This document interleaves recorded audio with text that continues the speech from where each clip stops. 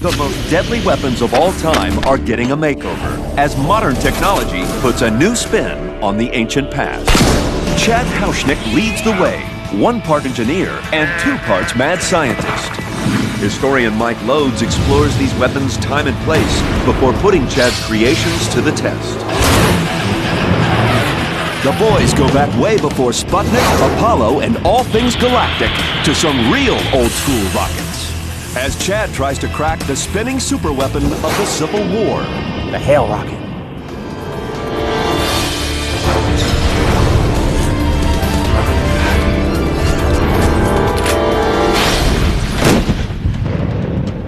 An excellent shot. B5, good beat. Boom, solid shot.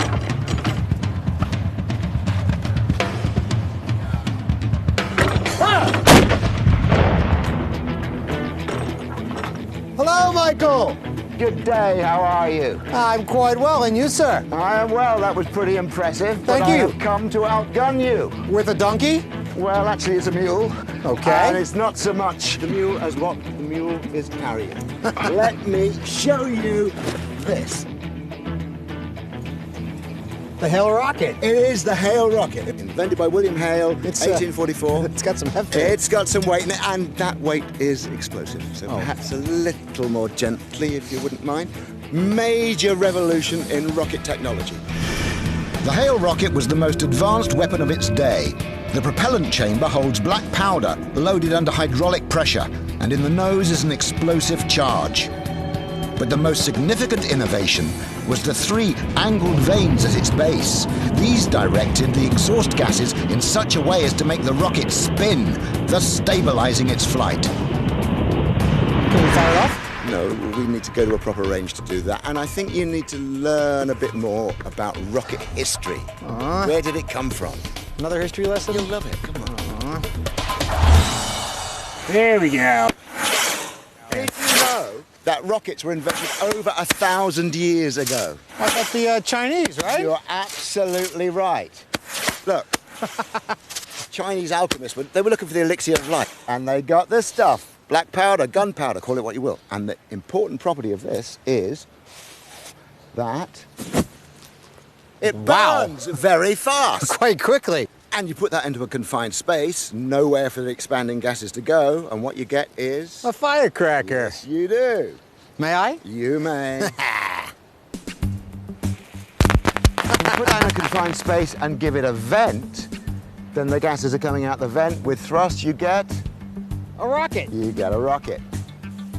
So that's a firecracker with a vent hole directing the forces of the gas, which causes it to go. Shoosh. Exactly. A lot of fun, but it doesn't look to me like it's a very effective Certainly weapon. it started as fireworks, but they made a modification that turned it into a very effective weapon. Let me show you.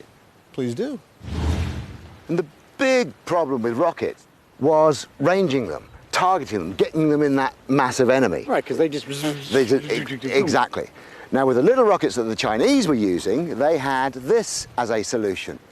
They tied the rocket onto the end of an arrow. If you would like to give me the rocket arrow, and I'm going to ask you to light my fuse when I'm at full draw. Come on, baby. Okay, anytime you like.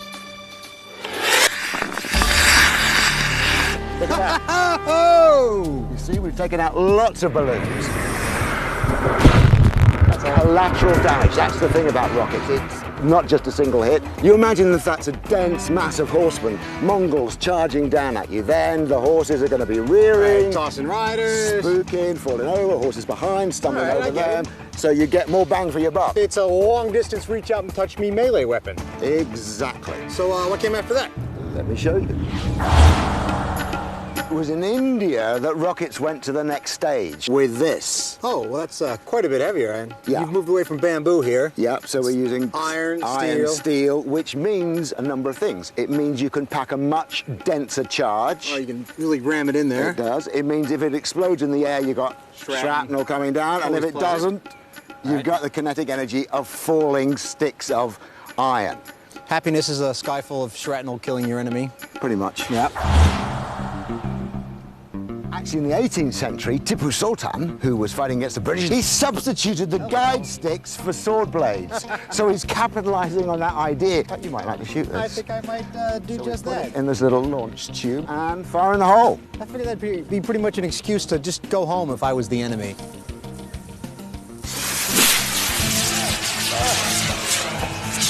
That's gonna scare you, isn't it? Security!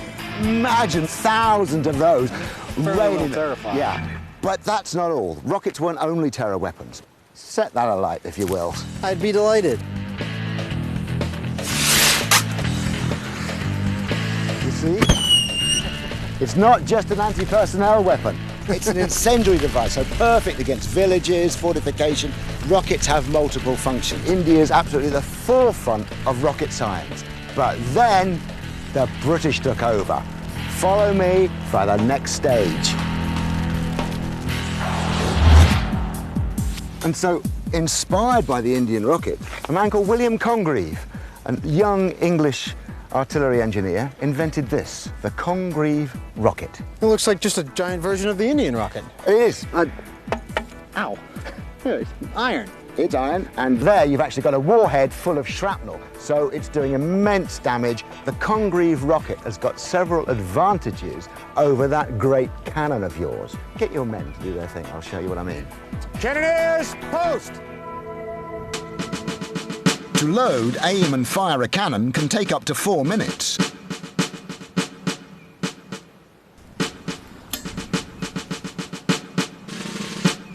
Fire! Look at that! It's hard to compete with the destructive power of Chad's cannon, but the Congreve rocket did have distinct advantages.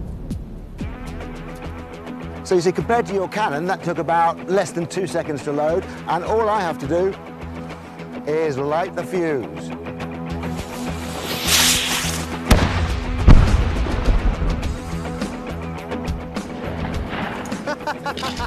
Boom! Boom! So we have got shrapnel Boom. because of the explosive warhead, we've got incendiary effect, and You're beginning to win me over. Congreve's rocket was not only used on land, it was used at sea. Oh, really? And to see how that works, I want to take you to an historic site. Okay. You love history. Come on, you'll enjoy it. when I you get- do. I'm taking Chad to the famous Fort McHenry. It was completed in 1803 to defend the vital port of Baltimore from a potential British attack.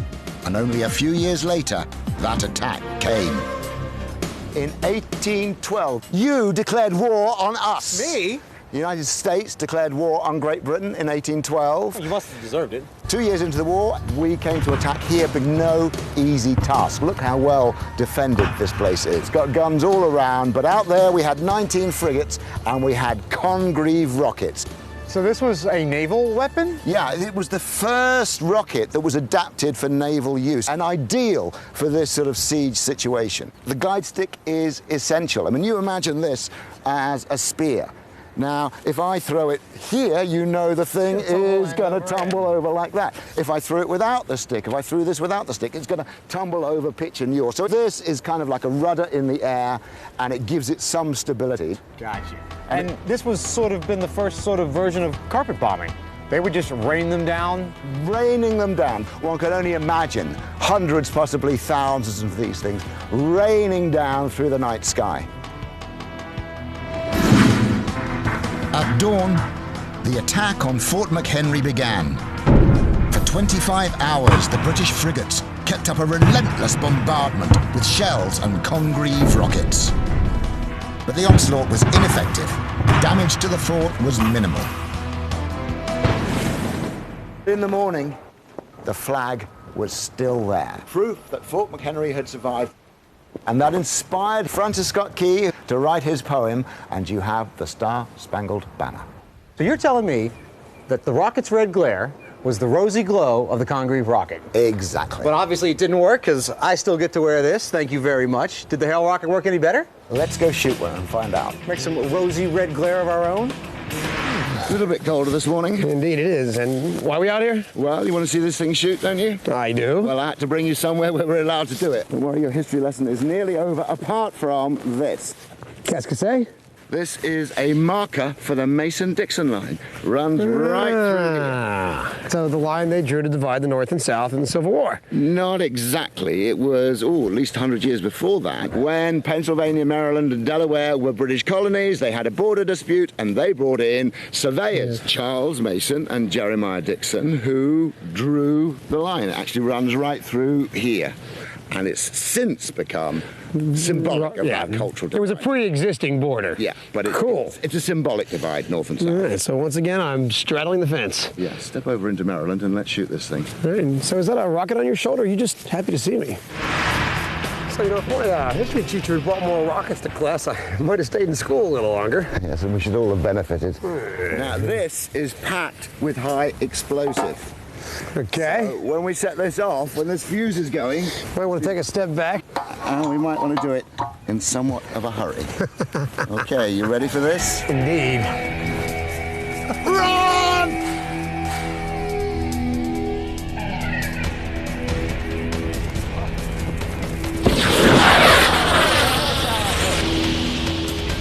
It's high. Look at that go. Look at it go that way. Well, they were unreliable. So can you build me a rocket that is safer to use? Yeah, that's more accurate. Well, I'm certainly willing to give it my best shot. No pun intended. Well, good luck with this one. Here's one thing I can promise you. I'm gonna have fun trying. This project won't be easy, but I'm betting it'll sure be fun. Not only do I get to build a rocket, but one that spins. I'm thinking probably best to start with some scaled-down prototypes. We should see what happens. While Chad sorts out his rocket science, I'm traveling to Knob Creek in Kentucky, home to the world's largest machine gun rally.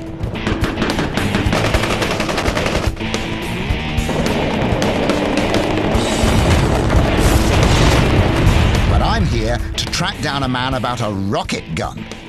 In the 1960s, a weapon was developed that was basically a miniature Hale rocket. It was called the Gyrojet, and it fired a spin-stabilized rocket bullet. Its motor burned for 1/10 of a second and achieved a maximum velocity of over 1,200 feet per second. Produced both as a pistol and as a carbine, they even hoped to sell it to NASA to use in space. Its main selling point was its quiet operation, but it wasn't very accurate, and it took up to 10 meters to achieve a lethal velocity. Just like the Hale, it wasn't very reliable. Nobody yet that I'm aware of. There are only a handful of experts that still know about it, and I'm here to meet one of them, Steve Ritter. Let's have a look at that. All right. This is a B model. It's a 13 millimeter. That is as light as a feather. They absolutely I have are. never held a gun that light. So run me through the basic principles of the Gyrojet. Okay, the Gyrojet basically is nothing but a miniature rocket. And so the key to it is these finely engineered holes here, which is the exhaust. Correct. And that's what's giving it its thrust. Those holes are in there at about a 30-degree side angle also. Giving it rotation. The purpose of that is a spinning projectile is more stable than a non-spinning projectile. Exactly. It becomes a top. Just like a child's top, it is rotationally stable. So, Steve, got any warnings for Chad? Because I'd quite like to see him again. Be very careful. There's a thin line between deflagration, which is your fast burning, and detonation. And when exploding? Yes, when it's exploding. And when it explodes, you get either one of these or one of these. I'll keep an eye on Chad, but I still want a shot. Safety's off. Yep. No recoil, No recoil at all. That one didn't include the chamber. The casing stayed right there. I hope Chad's having more luck with his rockets.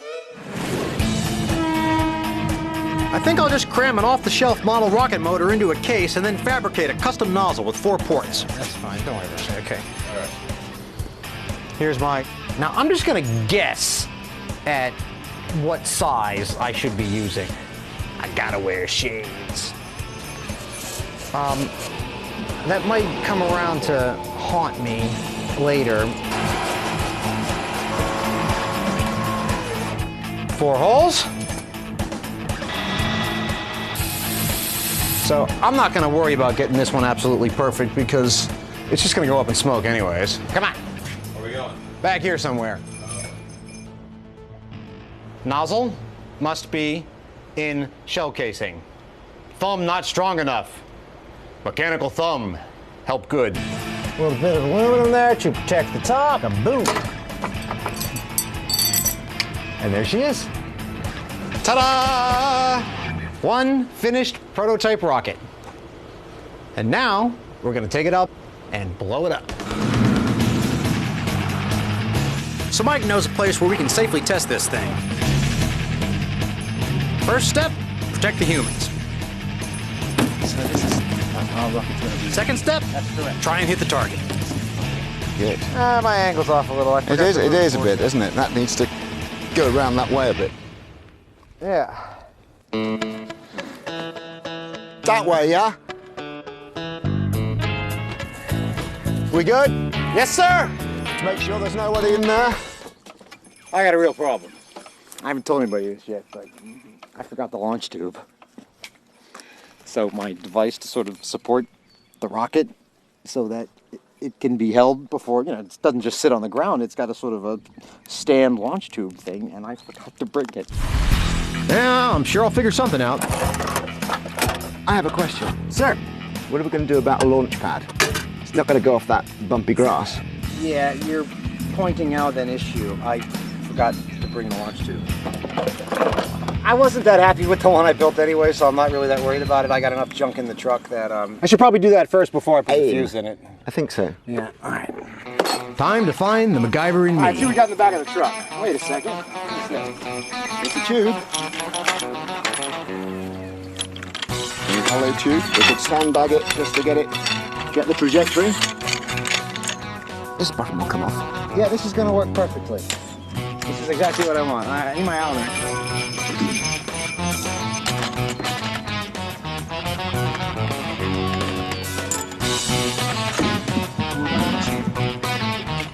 This does not disassemble.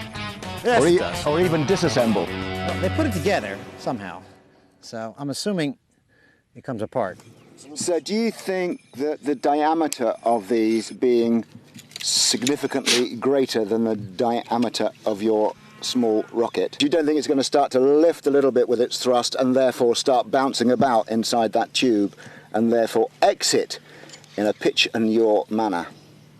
I agree with you that it's not a perfect situation, Mike, but I'm not sure what else to do at the moment. I'm not worried. I got a plan. Yeah? Can't immediately see it. There.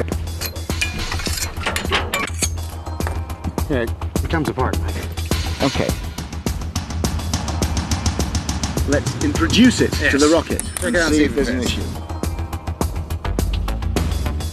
Aha, we have the rockets. Yeah, I want to give it a little help when it gets up. That is not, oh, that is such a good fit. Is it going to be, that is, Chav, this is going to be perfect. Well, that's a relief. Set it up, aim it up. Looks kind of like it might work. Good to go? We need to get to the side. That's a very bad place to be. Insert rocket into launcher. Fused and wired and ready to go. Almost. Let's lift this on. Okay, let's do it. Let's do it.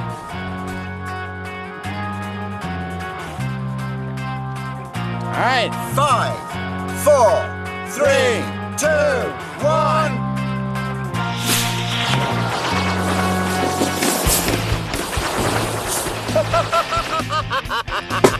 It's a jumping jack flash. I can't believe it even moved. I didn't think it was going to move. Talk about spin stabilized, but it's supposed to spin this way, not this way. Here's why I'm relatively sure it failed. After I built that thing, then I started researching how to build it. This is my second prototype. Well, let's try it. Try it. Pretty clear. Fused and wired. We're getting there. Everybody ready? I'm 5. Wait. When you see the light, then you can count. All right. 5, 4, 3, 2, 1, firing! Now that was a rocket. Nearly. Nearly. It got up in the air a bit. It tried to go that time. It's still a jumping jack flash. So Actually, I meant it to do that. I know you did. I've had a very, very, very frustrating day. However, that Porta-John is not going to beat me.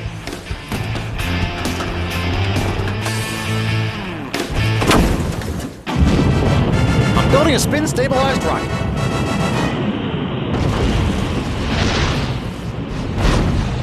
What can possibly go wrong? Turns out if you're designing rockets, it kind of helps to be a rocket scientist. Which I ain't. My spin-stabilized rocket spun, except it didn't spin this way like I wanted it to. It kind of spun that way like I didn't want it to.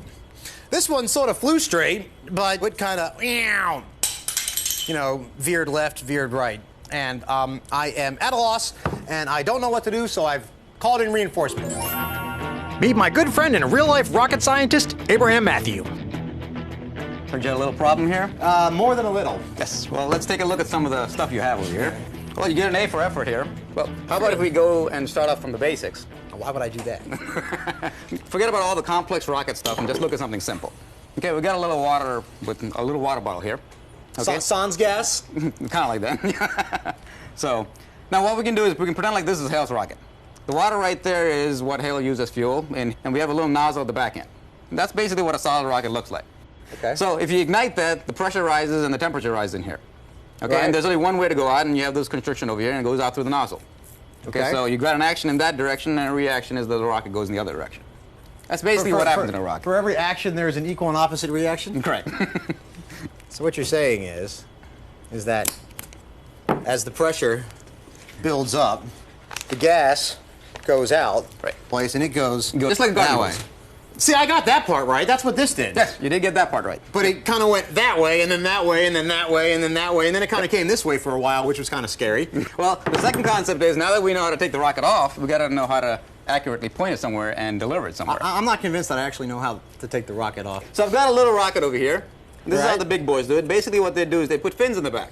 Right. Okay, and that stabilizes the rocket. It's kind of like a weather vane. Kind of every time the nose goes off course, the rear end kicks back in. Right, so a weather vane always points into the wind, Right. and since we're making our own wind by moving, The rocket through the air. yeah, but Hale's rocket didn't have any fins. So how do you stabilize that? Ah, okay. There's another way of stabilizing. Okay, and that's called spin stabilizing. Okay, forget about a rocket for a second. You know how a football is when you throw it really far? Gyroscopic stability. Exactly. Just Okay. like that. So if you spin it, kind of like a bullet. If you Right. spin it, it tends to go in the direction that you spin it. So what should my target RPMs be? And then what is the angle at which I need to cant, you know, these exhaust ports? Well, there's no set number. You're gonna have to do some experimentation on that. I think what you should do next is actually go see some guys who've done this before. Sounds like a plan. Excellent. Cool. Thanks for the advice. Yes. Thanks, Chad. All right.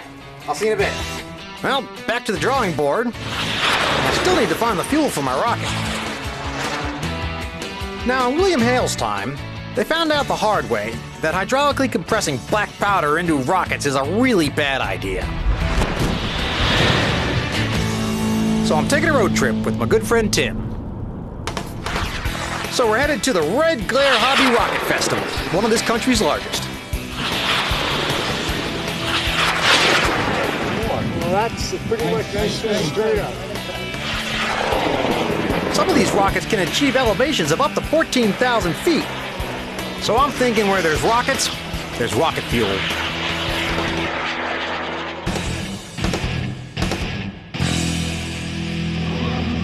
That's what we want. That's what we want. That is great. So these rockets all have fins. They call it, that's the size of the motor. Yeah. I can't put fins on mine.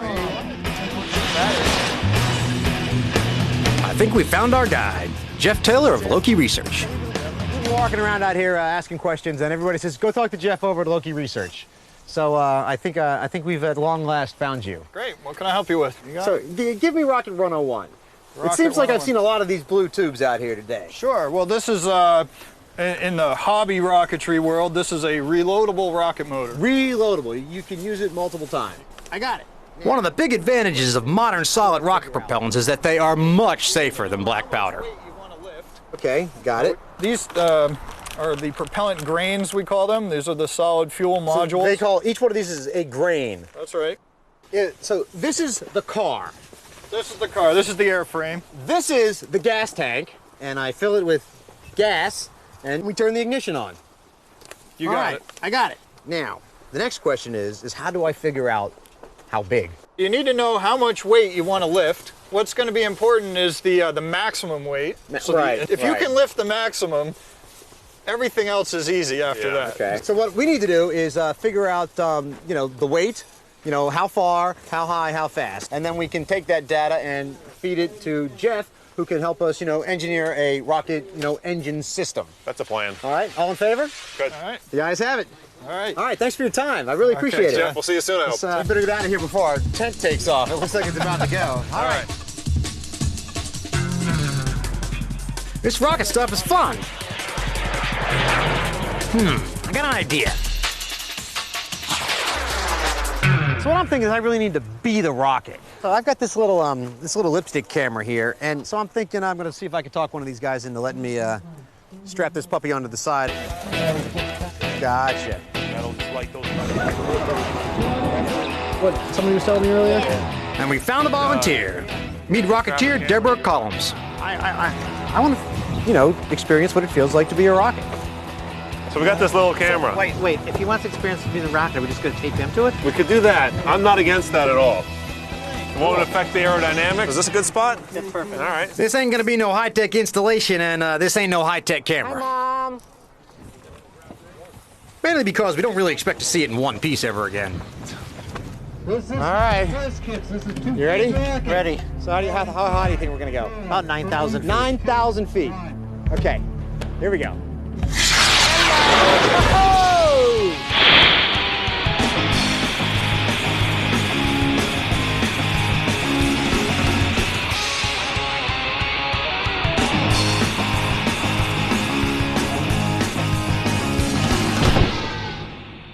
And now for the long walk. But at least we know what tree it's next to.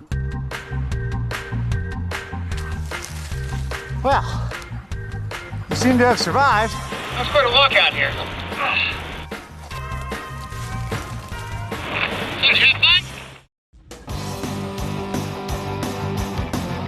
When push comes to shove, I do what I always do. What's that? I pull out the improvised munitions handbook, and I suspect I'll find the answer in here. That's going to be trouble. So far, the most challenging part of building a modern spin-stabilized rocket has been designing the nozzle. I've asked Tim to start working on a final design while I build a thrust stand to test the results. A thrust stand is a bracket, a cradle, which I'm going to use to hold onto my rocket while I test fire the motor. Rocket motors are powerful engines, so I need to assemble a heavy structure that will keep the whole thing grounded. There we go. Now we're... This is Kenny. He's one of the guys that helps me make all this stuff. If it wasn't for him, a lot of stuff wouldn't happen. Look at my old... Watch your ears, mind your ears. 1, 2, 3. All right, ready? Now watch this. I'm going to make him disappear. All right, Kenny, vanish!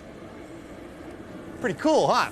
Okay, so this is going to come in here like this. We are not only, we'll call it the USS All Hail Chad Boy. Love it.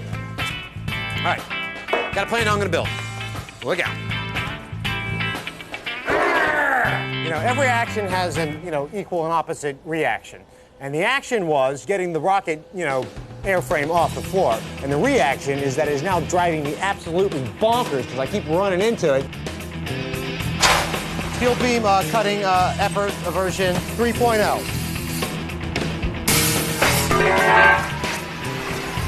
Already there.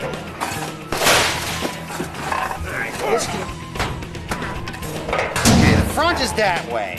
Which is left and which is right? Ouch. I've learned quite a bit about nozzle design. This is a little cup here to sort of accumulate the expanding gases so that the fuel grains don't block the ports. Because unlike a normal... My rocket nozzle has 3 separate exhaust ports, each canted at a 15-degree angle. diverting a portion of the forward thrust and creating rotary motion. What I'm seeing here is one convergent nozzle, which then exits as three divergent nozzles. Right. At last, nozzle design done. Now, time to build. What this here is a giant pencil lead. What? You didn't believe me? That's what it is. It's graphite. This is going to be the nozzle for the rocket. Fantastic ability to withstand heat. Hey, Tim, if we have to take a standardized test, will this work? Beautiful piece of material. 0.6905. Yeah. You got it, Tim. Just make sure it's 30 degrees. 0.43, sloping down, 0.426. Check. The O-ring groove is 0.11, 0.06 minus 0.025. That's all I can do. 0.2, 0.781. All right, we're ready to go. So I'm going to sharpen a point on it. Actually, I'm going to sharpen the opposite of a point. First thing I said I was going to do. 2.5Y. Now, what's the next thing I have to do? I am short on a particular resource known as time. It's 0.75 plus 0.406.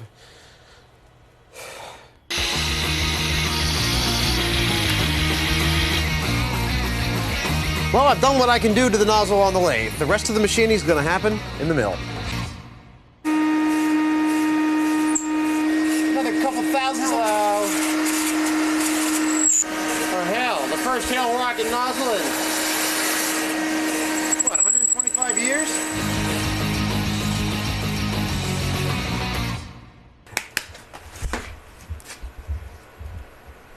Voila. Did you see it? There's only really one way to know if it's actually going to work, which is to throw it in the fire and see if it'll burn. In this case, we're going to throw it in the thrust stand and see if it'll spin, and measure how much thrust it has and see if it survives. So come on, let's go out back and see what happens.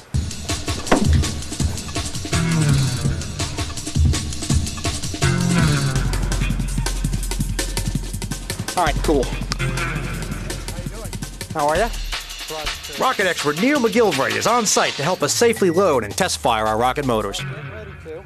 So what do you got here? Well, this is the propellant grain. And that's the one he custom poured for us. That's correct. So here is the engine tube, the motor casing. The motor is grease up these O-rings. Propellant grain's already in there.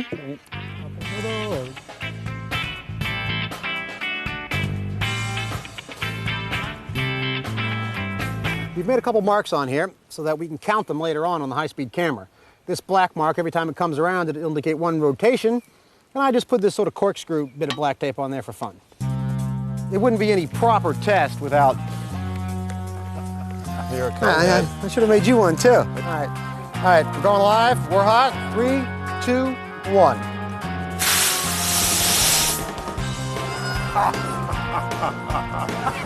Now that had some spin. Tim, well done. That had some spin, baby. So the high-speed camera shows our rocket nozzle spinning at over 2,300 RPM. Enough to stabilize our rocket, I hope. Now that's what I'm talking about. You see how fast that was going? Very cool. You know what? I kind of like this this rocket stuff. That had a great color, too. Here, come here. Our nozzle survived. Come here, Chad. Look at this. It always feels good when, you understand enough of the concepts to actually, get this close on the first try. How much thrust did we get? Yep, I got it. 184 pounds of thrust. Yep. There's enough energy in this soda can-sized motor to lift an adult man off the ground. I want more. It survived very nicely. There it goes. Our thrust stand broke and didn't allow our rocket to spin. 3.0. Today feels good. Except for my toes. My toes are cold. It's gonna go. Holy crap. That's what I'm talking about. Here's what we know for sure, is that our nozzle design works. It spins and it develops enough thrust to send our replica Hale rocket downrange.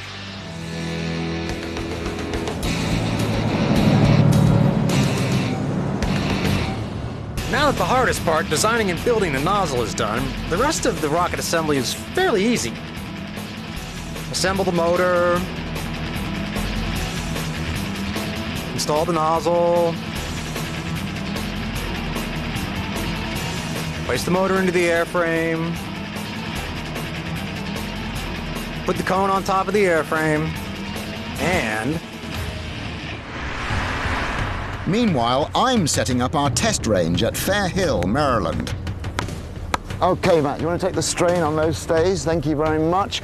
I'm getting Matt and Erin here to help me set up a Civil War encampment. It's going to be the target for the challenge for my Hale rocket versus Chad's invention. The Hale rocket was most used by the British in their colonial wars because it was relatively light and certainly much easier to transport than heavy artillery. It was ideal for difficult terrains in countries like Africa and New Zealand and Southeast Asia.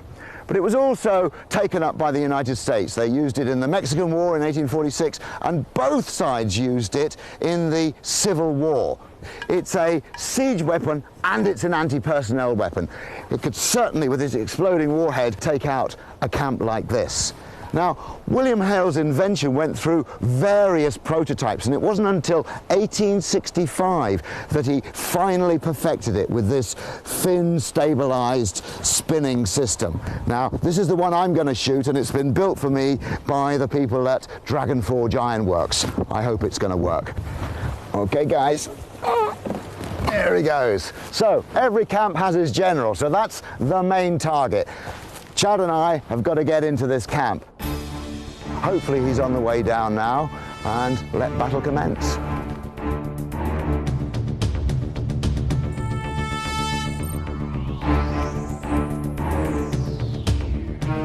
Rocketeers, post! And advance!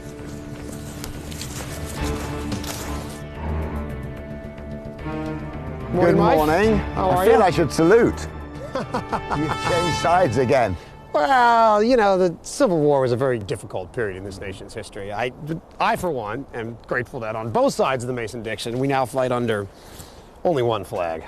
The Stars and Stripes. Indeed. I see your rockets are flying under the Stars and Stripes. Are these your rockets? Indeed they are. And I was having quite a bit of trouble, actually, with the design of the rocket. So I assembled a team. I'd like you to meet Tim, I believe you've met before. This is Jeff and Neil and Bob. Good morning, gentlemen. Good to meet you. Good morning. Clearly, your rockets are bigger, indeed prettier than my Hale, but do they work? Or indeed, how do they work? What have you done? First of all, I think you'll notice that it is quite a bit lighter. Oh, they really are? Has this got fuel in? It does. It's loaded, ready to go. However, I'm not at all concerned about it because we are using modern propellants, which are very safe, certainly in compared to black powder. I mean, you can hit it with a hammer and it wouldn't detonate on you. This is our nozzle design, and you can see that just like the Hale rocket, there are 3 exhaust ports. However, unlike the Hale rocket, they are canted at a 15-degree angle. So a lot of that thrust, which normally just pushes the rocket straight forward, is now also pushing off to the side. Yep. So you've got spin. Absolutely. So it should go straight. You've got a lot of spin. You're safer? Much. You're going to be more accurate? Much. I think you're going to be impressed. All right, gentlemen, rules of engagement. This is our target, this Civil War encampment. We've got the rocket launchers up there. I'm going to shoot my Hale at it and hope for the best. You get 2 or 3 shots and the nearest one wins. If you take out the general, game over. All right. Ready for this? We're in. And it is a beautiful camp. It's a pity we're going to have to destroy it so soon. To Rocketeers, advance! All right, now can we blow something up, please? So in the time it's taken us to walk up the hill, that forecast blizzard is coming in. We need to get these things in the tubes and get them launched before that's a complete whiteout and we can't see the target. Rocketeers, prepare the launch tube. All right, enough of that. Now, we're not using those silly old fuses anymore. There's a much more reliable way to do it, and that is with what is known as an electric match. And you hook up the leads from your automobile battery, and when you're ready to go and you're at a safe distance, you push the button. Well, I'm using a fuse, so get to your safe distance because this one's going. Here goes nothing!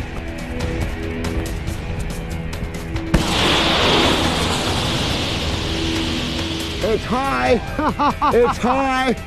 It's a little to the left! I see the smoke! Let it go, there it comes, here it comes! That's pretty damn close! Game on! Can you do better than that?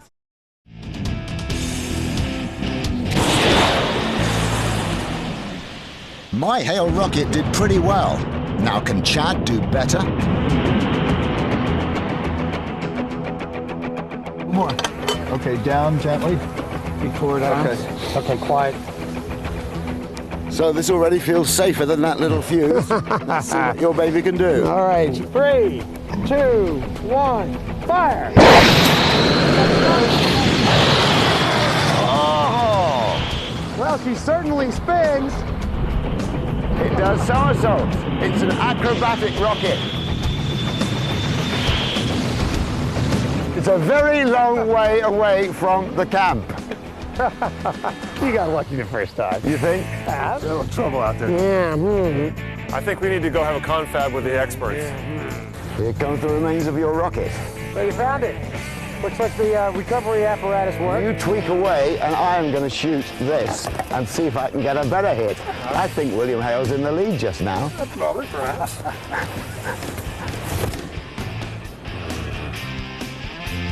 It'll take more than candy strike to get that to fly straight. Just gonna tweak this over a little. If it flies straight, I think I may get it this time. Lighting the fuse. Okay, here she goes.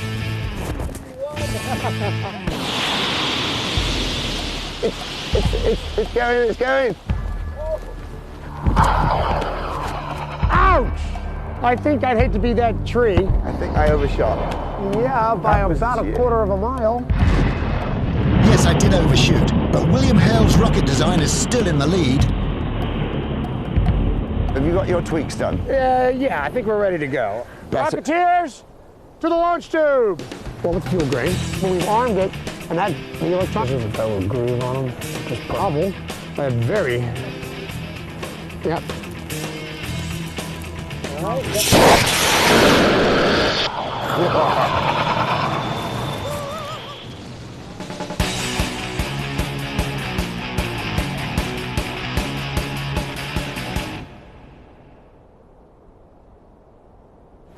That was worse than the first one.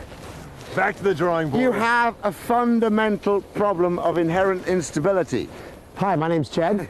How are you going to solve Oh, you meant... You have got a problem with the lightness of your machine. Yes. So once it is at elevation, it is just swept away off target by the wind. I think I've got some modifications I can do in the field. Fuse is burning! You're in a duck.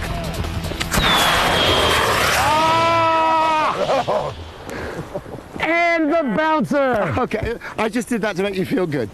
Yeah, remember, this is rocketry, it's not a croquet. Yeah, but I got 2 out of 3 in the ballpark. Yeah. You've got it all to do. Yeah. Let's load her up. You ready? All right, here we go. I'll do some chat if you want. What do you think, Gary? Is that correct? Okay, so heavier nose for hopefully more stability. And we're trying to, not send it so high up into the atmosphere that the winds were drifting it, quite a bit. Instead of doing that, you're doing this. That is correct. So you stand a chance. I do. Let's do it. Now, in case this doesn't work. Uh-huh. There she goes, there she goes. I think you... It's gonna go, it's gonna go. Oh, and it opened. Oh, That was so close. The next I mean, that is close. I mean, you are in the ballpark now. Now, correct me if I'm wrong here, but the weather has defeated more armies than anyone else. That's for sure. And it's taken a pretty good try at defeating us today. Yeah. I think about another 10 minutes out here, and I'm prepared to offer you my sword. You may look like General Grant, but you must be feeling like Napoleon. Indeed, it is true. One more. One more. One more shot. All right. All right. They all win. However, Oh my God! Oh, good Lord. Oh, nice.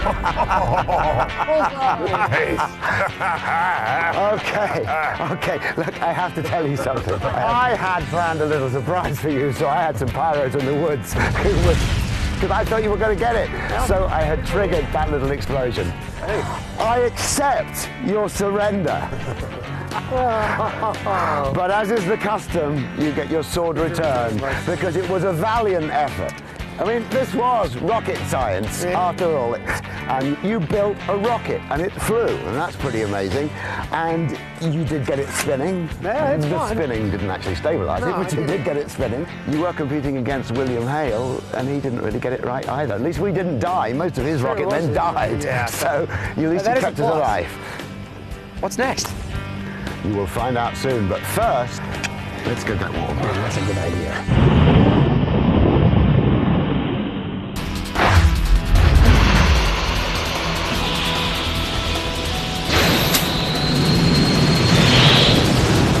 You all know Murphy's Law, right? Anything that can go wrong will go wrong.